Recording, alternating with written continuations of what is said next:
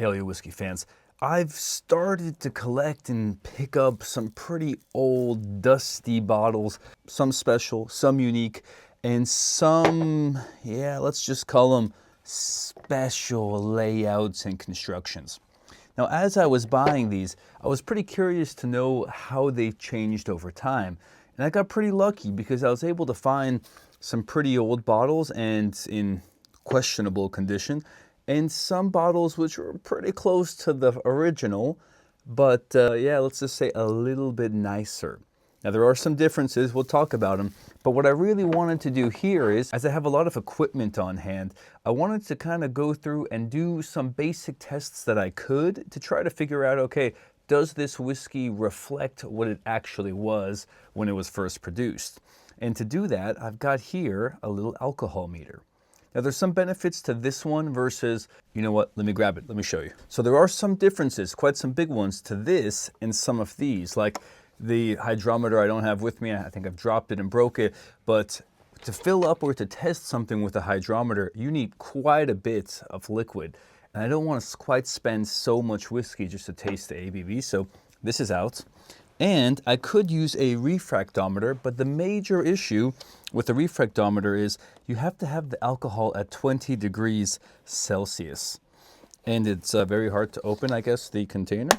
There we go. But one of these things where you just drop a couple drops up here, stare up at the light, and the first thing, like the boldest text all the way down here at the bottom, it's almost impossible for me to show you this. But yeah, you're not going to see it. Not enough lights, but the alcohol needs to be at 20 degrees. So I'm not gonna mess with the temperature of the alcohol or anything like that. However, this little contraption here with an app on my phone will tell me the ABV, will calculate how much alcohol is still in these different whiskey containers and bottles, and use very little of it. I'll show you how it's done. Now, before we get deep into it, there are a couple things. I imagine that this, as an example, no matter how cool, is gonna be pretty skeptical. Like, to actually access the whiskey, you've got this little knob up here that you gotta open the lid. It's pretty heavy duty stuff. Like, this thing's got some weight to it, way more than a regular bottle. And it is quite a cool little contraption. Like, it's interesting, in Europe, you could actually get your hands on quite a few of these things. And you can still find some. They're not that, not that hard to find. I got the box back there too. Now what's very interesting is, again, that one, I have very little faith that it's still gonna be at the same ABV. And although that doesn't say it's, box says 40, I got the box right back here, it says 40% ABV, so that's what's in here. This is a Jim Beam. You know what, I take it back, I shouldn't say Jim Beam. It is actually a 4-year-old Kentucky straight bourbon whiskey bottled by James B. Bean Distilling Co. So it's probably Jim Beam, but it could be something else from those distilleries.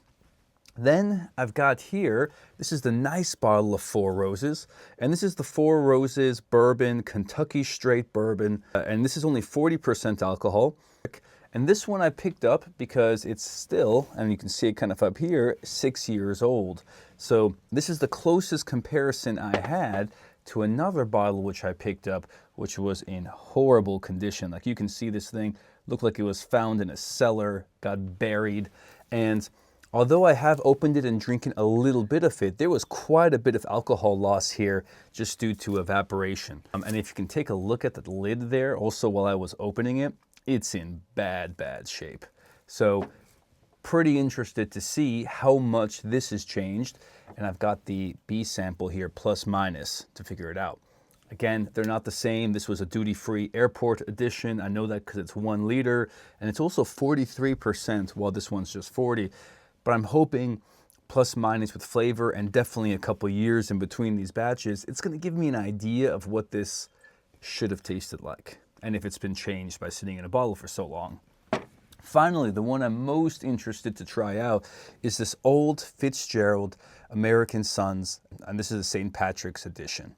Again, what's very cool here, or what's a little bit scary is, as you can probably tell just by looking up there at the lid, this isn't the original lid. When I bought this, the original lid, which is here, had actually broken off.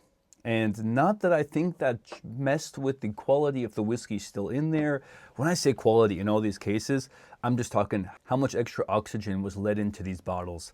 Did it oxidize? It's like if you fill a glass of whiskey and you leave it out overnight and you come back the next morning and you take a sip first thing in the morning, you're gonna notice it tastes different already. And the same thing happens, like if you have a corked wine or something's wrong with the lid of the whiskey that you're drinking, it's gonna affect the whiskey itself.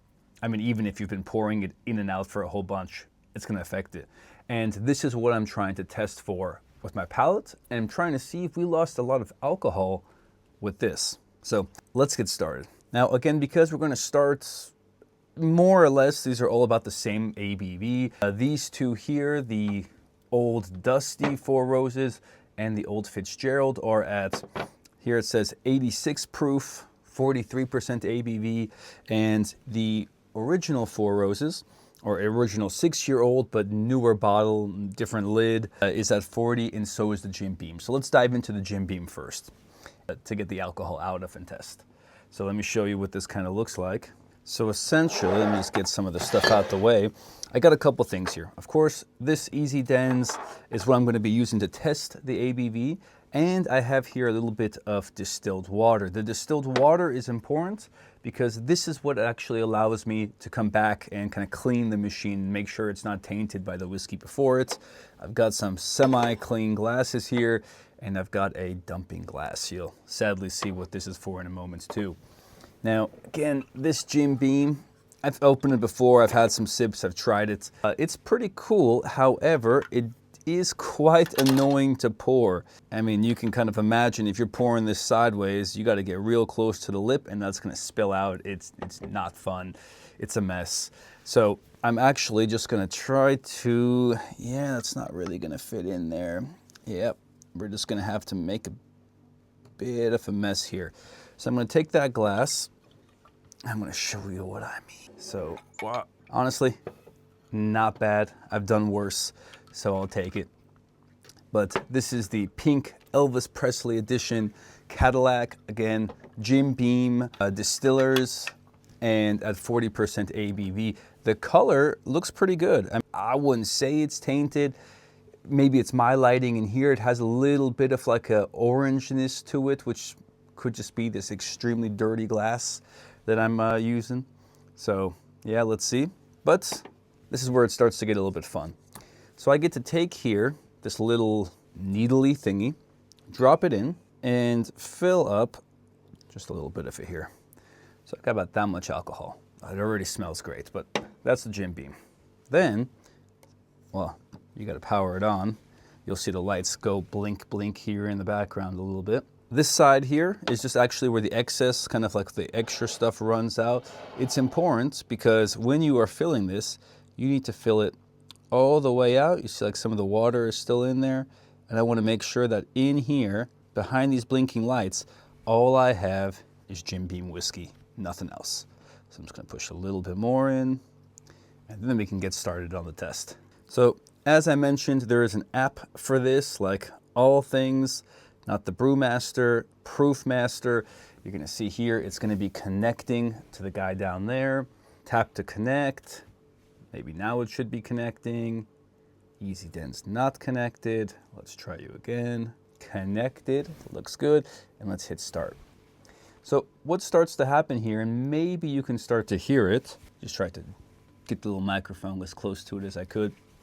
You start to hear some sounds. And it's actually because it's using kind of a mix of light and sound to calculate the ABV.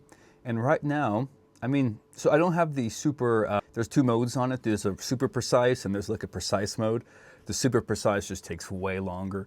And for what we're doing here, this is good enough. So what's interesting is this is at 39.9% ABV. So I'm actually quite happy with that. I'll be honest with you, I thought it was gonna be way less. So let's save that and let's jump to whiskey number 2. So super interesting, 40% just went down by 1 percentage point. Now this is where the stuff starts to get interesting. I've got this extra amount of whiskey. I'm not gonna put it back in the glass. I'm just gonna empty it, take my distilled water, fill that up. So like, I'm not gonna tell you this is a super clean process, but we're just gonna fill this up again, put it back into the easy dens, stop the recording. So yeah, there we go. And then just squeeze it out. Make sure all that Jim Beam goodness is lost to my catch-all container. That's a shame. And a little bit of extra runoff. But yet now, if you looked in there and you can see behind the beeping light or blinking light, more or less just water, that means we're safe to go to whiskey number 2. And what we're gonna do now is, staying with the 40 proof, just because I'm gonna taste it in this order, we're gonna go to this Four Roses 6-year edition. Now, what's really interesting with this one versus the other one is it's got a plastic lid, which is quite interesting because it is just plastic. Like plastic, no gasket, no filter, nothing. All right, let's see. So I'm gonna take a glass, again, sorry, not the cleanest. Pour me a nice glass, a pretty big glass of whiskey. And yeah, let's put the lid back on it and do the same test. So this guy here, again, plastic lid, you can kind of get this pretty tight. I'm pretty certain this didn't lose anything, or it didn't lose a lot of alcohol at least. It was pretty full when I first got it. So I'm pretty confident it's gonna be at 40% ABV. Let's fill up the needle. Again, got a little bit of whiskey in there.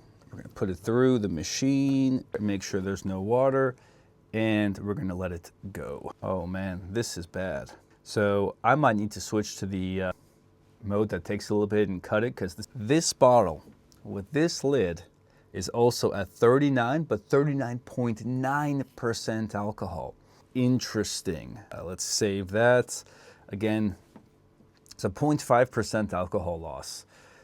Not the end of the world, but I'm going to attribute that to the plastic lid on this. By the way, I didn't bother to look it up. There wasn't real serial numbers or something on here for me to find the exact batch or recipe that this comes from. But if somebody can, let me know. It's E25B10. So I guess actually that tells you quite a bit. But yeah, and then there's some other markings here, which I think is just relevant to the glass and the manufacturing. But cool, that's this guy. Let's go ahead and clean it, get rid of what's in there, fill up a whole bunch of water, and put that through the easy dents. So I want to make sure I get nothing but water in here.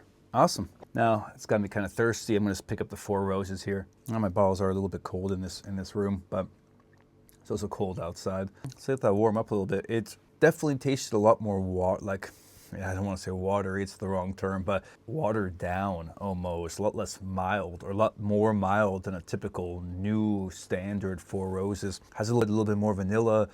It's just pretty subdued. All right, let's see what's happening with this one here. Again, the quality of this bottle, the way it was, the way I got it, I have zero expectation or thought that this was gonna taste good. I was really just interested to see what it's gonna be like. What's really disgusting, yeah, it's whiskey, so it's not too bad, is the quality. Like, again, this little aluminum lid here started to rust. It's got pretty dirty. It's definitely not something that you would pick up and give to somebody or pour for somebody who's just like a general whiskey drinker. Cool, so let's pour me a little glass of this guy. Much more manageable pour this time, just because I still have a little bit the flavor of the Four Roses plastic lid, let's call it. 6-year-old. Oh, wow. Unexpected. Again, 3% more alcohol, but I imagine it's going to be more around 40 just because of how much loss there was and the quality of that bottle. This on the nose smells way more intense. Nose is there, vanilla. Probably also, if I had the regular 4-year, it would be more intense, the normal one. But the nose on this old dusty bottle was better than the old plastic bottle. However, the palate on both of them is mild to say the most. I guess least, I should have said least, but I guess what I'm trying to say is there's not a whole lot there. Now let's run through the machine. We've got the Four Roses, and look at that, 40.6%. Can you see that there? So almost what I expected, about 3% alcohol loss, which, I mean, that was just a guess off the nose. I have to say, quite honestly, I thought it would probably be less. Again, there was quite a bit of loss in the bottle, probably, I don't know, a glass or two. So if you want to say like 4 deciliters, something like that, maybe a bit more. Nose is still relatively there. Definitely the Jim Beam out of these three had the most. Yeah, by far. Both the Four Roses have become quite mild. Yeah, but there we go. You guys know the drill. Let's clean this up. Interesting that right now everything we've got has been at 40% ABV. That was not planned, just so happened. Cool, cool. And now this is the one I've been waiting for.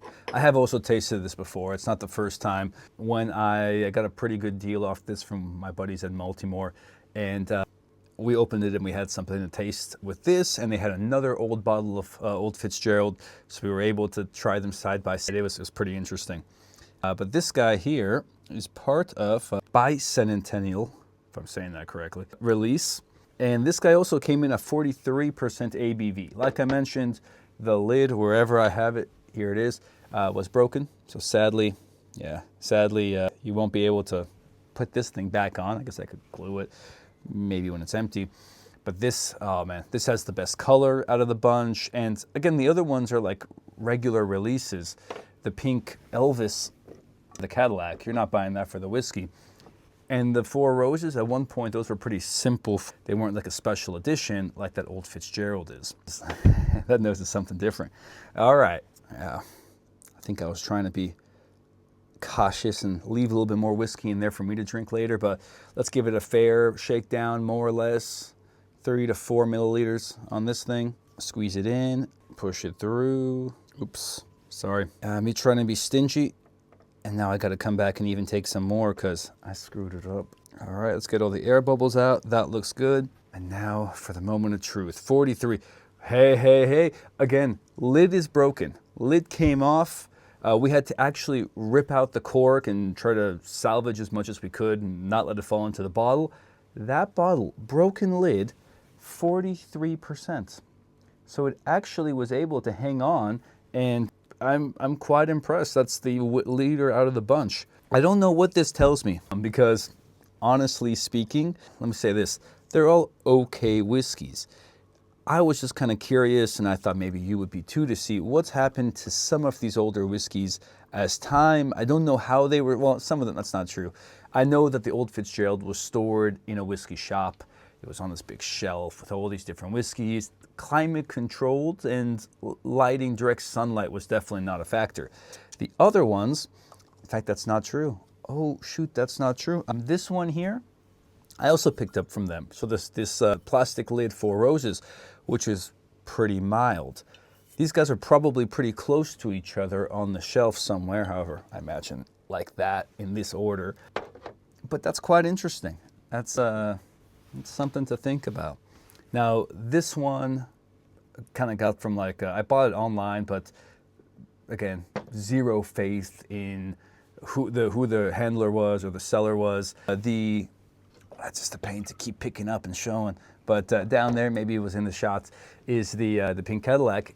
That one came from online, but I don't know the people, but reputable. Interesting. Okay, hey, the nose is way different. Where the other ones is like a super subdued vanilla, that's more or less all you got. This is definitely a little bit more in there. So let me just turn this thingy off. There you go. Yeah, that's for sure the winner of the bunch here. I think what really stood out is, for me, the ceramic lid, or the ceramic containers, no matter what they are, whether it's a car, whether it's a turkey back there.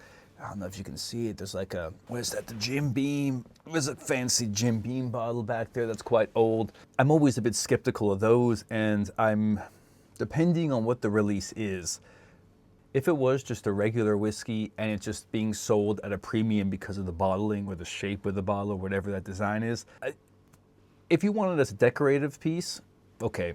If you want it for flavor, you might as well go buy the regular bottle that you have at the house, that you can get at the regular store, because it's probably going to taste better. But they look cool. So if it's cheap and affordable, why not? Older bottles, oops. I think kind of like something like this. Again, maybe you know someone who's getting really old and you want to give them something that looks as old as they do, but tastes pretty mellowed out. That's what you can expect with age.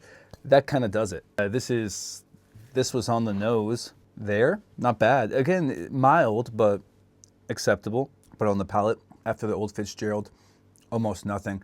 I guess I'm picking up a little bit more like that cherry, like bitter fruit now, but I'm looking for it. It's not there. Yeah, that's expected. Ceramic, old bottles, bad condition, you're kind of taking it at your own risk.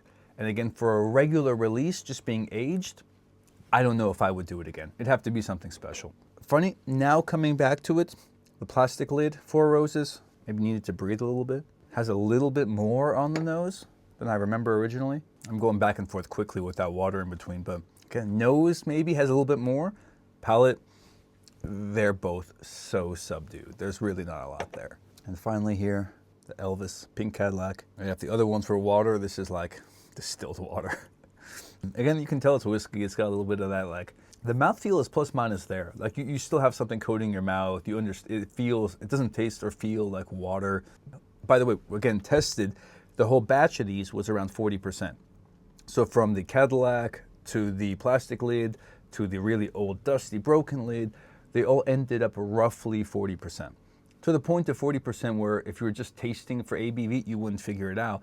However, it's definitely, they've all been oxidized, they've all become extremely mellowed out, and there's just a little bit there on the nose, but almost nothing there on the broken cork, however, is gonna be hit or miss. We've been pretty lucky, I'd say, with this guy here and the bottle, because when we opened it, we were all like, it was buy it at your own risk. It might be bad. It might still be something salvageable. Definitely salvageable. We got lucky, but you should be careful if you're ever thinking about doing something like this, because if you're paying a premium price for it, which you shouldn't, you're doing it at a risk. If you can get this at a bargain, at a discounted price, which you should, then I would go for it. And then you've got like the best of all cases. You've got an amazing, very interesting looking bottle, story, and heritage with a better whiskey that went into it, and chances are the best. But with that, I'll leave you to whatever decisions you decide to make. It was just interesting for me to test and see what's happened to these whiskeys, and I thought you might like to come along for the ride. If you find this interesting, if you want to see more, I've got a couple more old bottles and some decanters and stuff back there that we can test, and let's see what happens to them. But yeah, like some of those wild turkeys, I think there's like 4 wild turkeys back there. One of them has got like drops left in it. I'm pretty actually curious to see what's still left in there, but I've got some older sealed. I have no idea, never even opened them, so what's cork in there or whatever the containerized method is, whatever the lid looks like. So drop me a comment, drop me a like if you want to see more, let me know. And yeah, we'll test some more bottles together. With that, cheers to you, whatever you've got in your glass, new, old. I just hope it tastes better than the other ones, which I have up here. Cheers, guys. Bye now.